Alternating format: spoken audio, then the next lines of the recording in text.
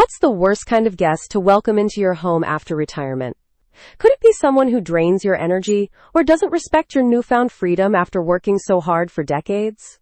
Retirement should be a time for relaxation, enjoyment, and living on your own terms. But what happens when certain people start showing up and disturbing your peace of mind? Today I'm going to share with you 7 types of guests you should avoid after retirement, and I'll explain how they can negatively impact your mental and emotional well-being. These aren't just any guests. These are the ones who can truly affect your joy and contentment during this special stage of life. But first, let's hear what happened to Mr. Williams. Stay tuned as we dive into these guest types because your time and peace after retirement are precious. Guest number. The guilt trip visitor Mr. Johnson, a 72-year-old retiree, had always been a dedicated father, always putting his family first. However, after retiring, he embraced a new routine, one with a slower pace, filled with peaceful afternoons and quiet evenings. He wasn't a social butterfly, and that was perfectly fine with him. But every time his daughter visited, there seemed to be an unspoken pressure to be more social, do more, and get involved in activities he wasn't comfortable with. One afternoon, as usual, the conversation turned to his social life, or lack thereof. She would comment on how isolated he seemed, suggesting he should get out more, meet people, and attend events. "Dad, you need to get out more." "Just how?" "It's not healthy to stay home all the time," she'd say, her voice filled with concern. At first, Mr. Johnson tried to brush it off, but over time, the comments began to wear on him. He started questioning whether maybe was he becoming too reclusive? Eventually, his daughter persuaded him to attend a social gathering at one of her friends' houses. "It'll be good for you, Dad. They'll have a great time," she insisted. Reluctantly, he agreed, feeling the weight of her expectations. But what was supposed to be a pleasant evening turned into an exhausting ordeal. The noise, the chatter, the crowd, it was all too much. He found himself checking the time, eager to leave, but didn't want to disappoint his daughter. By the time he returned home, he was drained, irritated, and regretting his decision. The event hadn't been enjoyable, and he couldn't shake the feeling that he had been pushed into something he didn't want to do. Worse still, he realized his daughter's well-meaning advice had made him feel guilty simply for choosing to live life at his own pace. The constant guilt trips, he realized, were stealing his peace. This scenario is all too common for retirees, who often find themselves trying to meet the expectations of others, even at the cost of their own happiness and well-being. After a lifetime of working hard and making compromises, retirement should be a time to reclaim your time and make choices that align with your own needs and desires. Yet there are those who, knowingly or unknowingly, impose their vision of what retirement should look like onto you. The lesson here is simple. After retirement, your time should be yours to enjoy, not spent fulfilling others' expectations. Avoid guests who make you feel guilty for living life on your own terms. Your peace, routine, and personal space are the true rewards of retirement. Don't let anyone take that away from you, no matter how well-intentioned they may be. The freeloader, Miss Thompson, a 70-year-old retiree, had always been known for her kind heart and willingness to help others. So when an old colleague reached out, saying he had fallen on hard times, she didn't hesitate to offer him a place to stay. He was going through a rough patch and just needed a temporary place to get back on his feet. Miss Thompson, being the compassionate person she was, agreed without a second thought. She thought she was doing a good deed, helping someone who had been there for her during her working years. But what started as a short-term favor quickly became something much more overwhelming. Weeks passed, then months, and her colleague showed no signs of leaving. At first, Miss Thompson didn't mind too much, thinking he just needed a little more time. But soon, she began to notice that his presence wasn't just physical. It was emotionally and mentally draining as well. He would sit around the house all day, not contributing anything. He didn't help with chores, offer companionship, or even acknowledge the toll his presence was taking on her. Her days, once filled with peaceful activities and personal time, now felt crowded and rushed. She had to tiptoe around him, trying not to disturb him while he lounged in her living room. The energy in her home shifted from a tranquil sanctuary to a tense, uninviting space. What was supposed to be a restful and fulfilling stage of life was now overshadowed by the weight of someone else's burdens. Miss Thompson started to feel like a guest in her own home. walking on eggshells, trying not to upset him. One evening, as she sat down to enjoy a quiet dinner, she had an epiphany. Her colleague, sitting across from her, barely noticed her efforts to make the evening pleasant. He was distracted by his phone, not even engaging in conversation. That's when she realized how much of herself she had given away. She had opened her home and heart, but had received little in return. He was, in every sense, a freeloader, not just physically occupying her space, but emotionally and mentally draining her as well. This experience taught Miss Thompson a crucial lesson. While it's important to help others, especially those in need, it's equally important to set boundaries and protect your own energy. Retirement is a time to enjoy the fruits of your labor, not to play host to people who contribute nothing but take everything. Over time, the weight of having someone in her home who didn't contribute, either physically, emotionally, or mentally, wore her down. It was a harsh but necessary realization for Miss Thompson to protect her peace. The lesson here is clear. It's vital to protect your space from people who never contribute. Whether it's through shared responsibilities, emotional support, or even just a mutual respect for your time and energy. After retirement, your home should remain a sanctuary, a place where you can recharge and enjoy life without feeling drained by the demands of others. Don't let anyone take advantage of your kindness to the point where it harms your well-being. Your time is precious, and it's okay to be selective about who shares it with you. No. 3. The freeloader Miss Thompson, a 70-year-old retiree, had always been known for her kind heart and willingness to help others. So when an old colleague reached out, saying he had fallen on hard times, she didn't hesitate to offer him a place to stay. He was going through a rough patch and just needed a temporary place to get back on his feet. Miss Thompson, being the compassionate person she was, agreed without a second thought. She thought she was doing a good deed, helping someone who had been there for her during her working years. But what started as a short-term favor quickly became something much more overwhelming. Weeks passed, then months, and her colleague showed no signs of leaving. At first, Miss Thompson didn't mind too much, thinking he just needed a little more time. But soon, she began to notice that his presence wasn't just physical. It was emotionally and mentally draining as well. He would sit around the house all day, not contributing anything. He didn't help with chores, offer companionship, or even acknowledge the toll his presence was taking on her. Her days, once filled with peaceful activities and personal time, now felt crowded and rushed. She had to tiptoe around him, trying not to disturb him while he lounged in her living room. The energy in her home shifted from a tranquil sanctuary to a tense, uninviting space. What was supposed to be a restful and fulfilling stage of life was now overshadowed by the weight of someone else's burdens. Miss Thompson started to feel like a guest in her own home, walking on eggshells, trying not to upset him. One evening, as she sat down to enjoy a quiet dinner, she had an epiphany. Her colleague, sitting across from her, barely noticed her efforts to make the evening pleasant. He was distracted by his phone, not even engaging in conversation. That's when she realized how much of herself she had given away.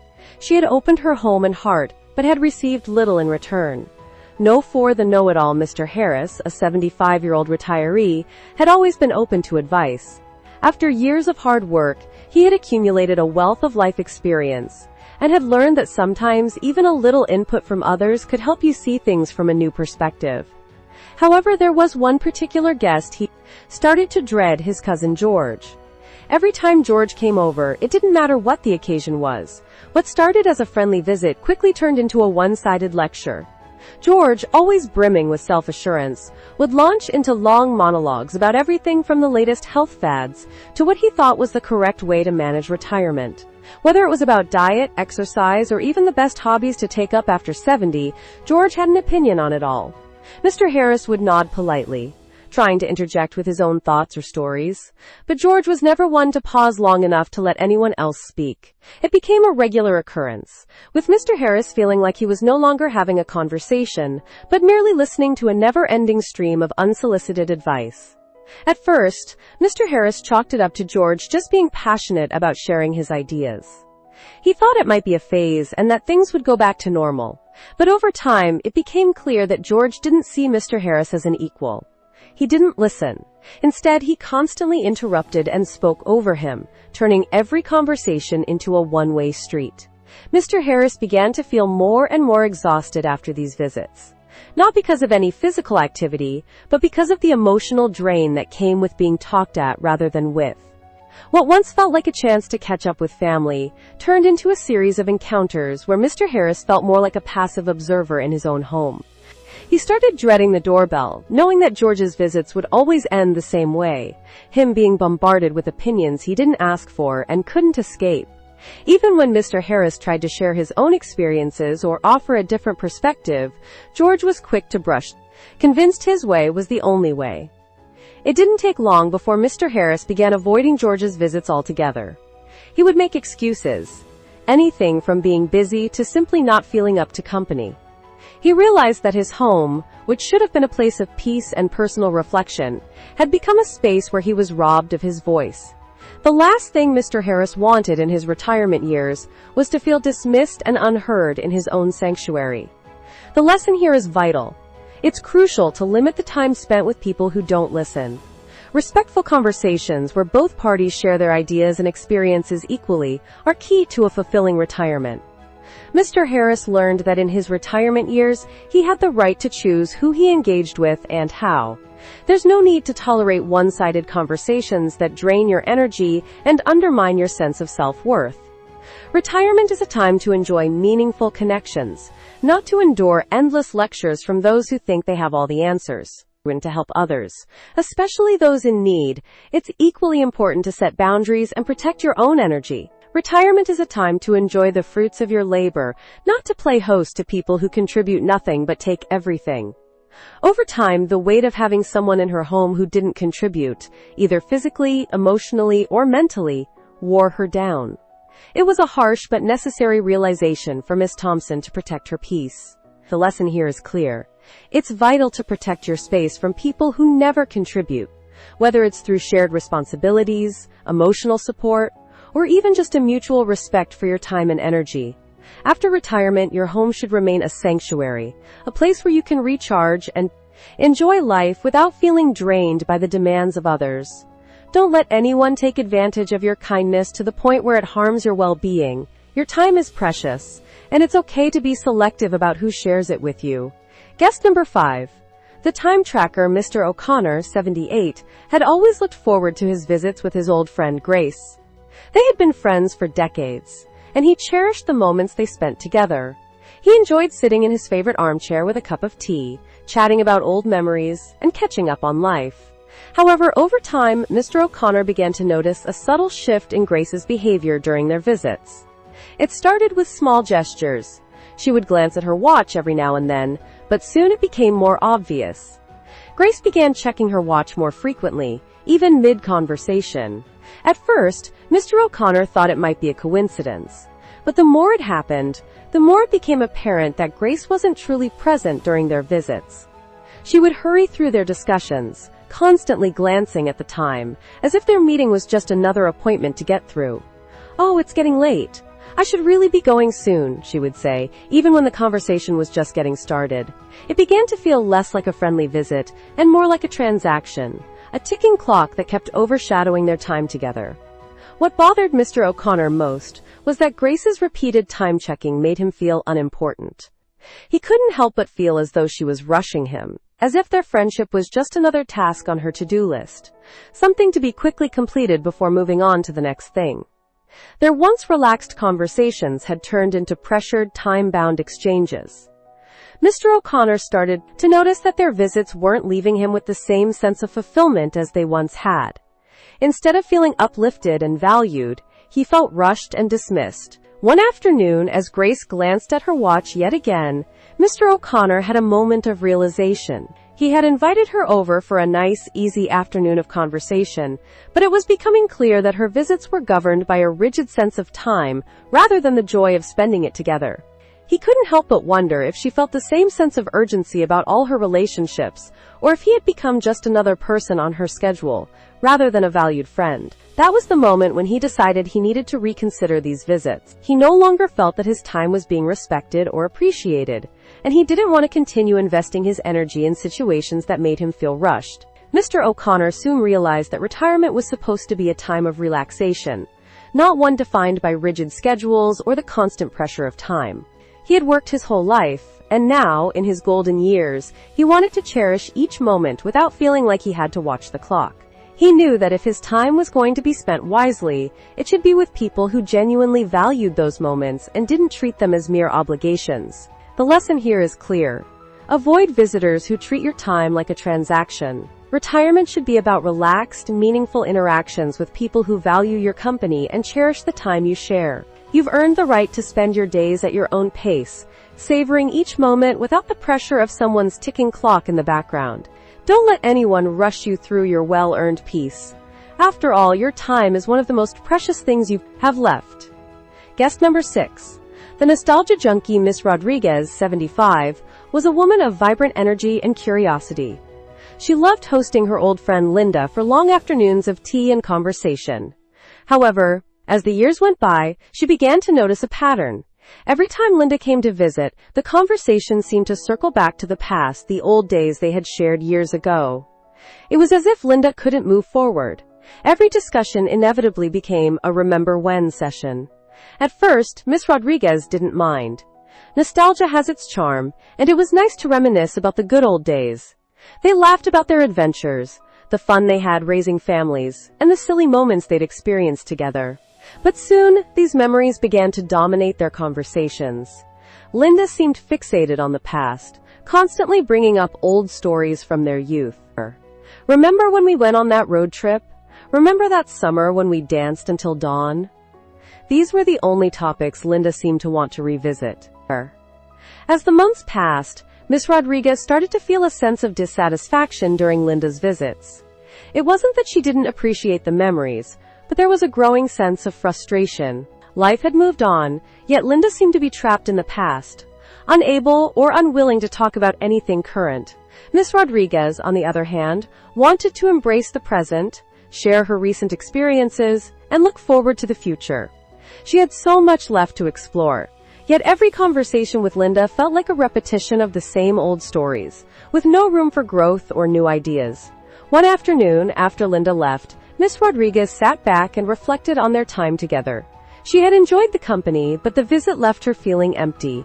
It felt like the same conversation they'd had countless times before, with no space for anything new or exciting. She realized that, as much as she valued her memories, retirement was a time for new experiences, not for living in a loop of past events. She didn't want her golden years to be overshadowed by what she had already done. She wanted to focus on what was yet to come. This realization led Miss Rodriguez to make a change. She knew she had to be more mindful of the people she invited into her life. While nostalgia can be comforting, it can also be limiting if it prevents you from moving forward. She started spending more time with people who encouraged her to grow, try new things, and explore the present and future. She sought out friends who were just as excited about the possibilities of tomorrow as she was about the moments she had yet to experience. The lesson here is clear. Retirement is a time to embrace the present and future, not to get stuck in the past. While reminiscing about good times is important, it's just as crucial to focus on the opportunities ahead. Choose guests who encourage growth, joy, and discovery in the now. Surround yourself with people who inspire you to live fully, who value the current chapter of your life, and who look forward to creating new memories with you, not just reliving old ones. After all, the best part of retirement is having the time and freedom to build your future, not just relive the past. Guest number 7. The busybody Mr. Davis, 82, had always been a private man, preferring to live his retirement days on his terms. He enjoyed the quiet rhythm of his daily life, whether it was reading the newspaper in the morning, tending to his garden, or taking long walks around the neighborhood. One of his neighbors, Mrs. Green, a woman in her 70s, had always been friendly, but over time, Mr. Davis started to notice that she had an unusual habit of poking into other people's business. She was always quick to offer her opinion on how others should live their lives, especially when it came to retirement. At first, Mr. Davis didn't mind her occasional visits. After all, she was just being friendly. Or so he thought. But then, her visits started to feel less like casual chats, and more like unsolicited inspections of his life. One afternoon, while enjoying a cup of tea on his porch, Mrs. Green dropped by and began to comment on everything from the way he spent his days to the way he decorated his home. "You know, Mr. Davis, you really should consider joining a fitness class," she advised. "You don't want to get too comfortable or you'll end up losing your mobility." And just when he thought the conversation might move on, she added, "And you really ought to be more social. I see you alone a lot. It's not good for your mental health." Mr. Davis felt a pang of irritation. Who was she to tell him how to live his life? He had worked hard all his life, and now in his retirement, he wanted the freedom to make his own choices without anyone trying to impose their views on him. He had chosen a lifestyle that worked for him, quiet, peaceful, and on his own terms. But Mrs. Green's constant intrusions made him feel like his personal decisions weren't respected, and his freedom was being chipped away piece by piece. The final straw came one day when Mrs. Green suggested that he downsize his home because it was too much work to maintain for someone his age. That was when Mr. Davis decided enough was enough.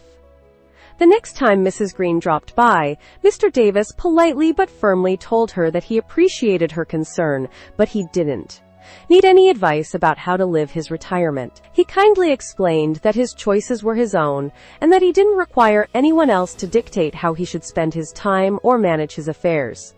It wasn't easy, but he knew he had to set boundaries. He realized that retirement was a time for him to fully embrace his independence, not to be constantly scrutinized or judged by others. The lesson Mr. Davis learned was simple. Retirement should be free of people who try to control or scrutinize every decision you make. After years of working hard, retirement is the time to truly live on your own terms. Freedom means making decisions without judgment, without the pressure of others telling you how to live. Mr. Davis learned that surrounding himself with people who respected his autonomy and understood the value of his quiet, peaceful life was key to his happiness. From that point on, Mr. Davis made a conscious effort to distance himself from individuals like Mrs. Green.